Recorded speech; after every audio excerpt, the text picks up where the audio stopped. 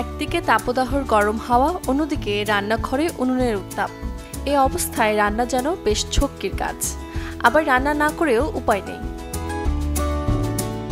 এই অবস্থায় প্রয়োজন রান্নাঘর ঠান্ডা রাখা, যাতে কিছুটা স্বস্তি মিলবে, নতুবা রাঁধুনির অবস্থা যে নাজেহাল হবে তার বলার অপেক্ষা রাখে না। প্রচণ্ড গরমে সুস্থ থাকতে পরিবর্তন করতে পারেন রান্নার সময়টা। দুপুর হওয়ার আগে রসোই ঘরের টুকটাক শেষ করাটাই উত্তম, ফলে তপ্ত দুপুরে মিলবে খানিকটা অবসর। দিনে 2 বার বা 3 বার রান্নার পরিবর্তে একেবারে রান্না শেষ করার চেষ্টা করুন। সাথে বাছাই করুন এমন রেসিপি যাতে অল্প সময়ের মধ্যে শেষ হয়।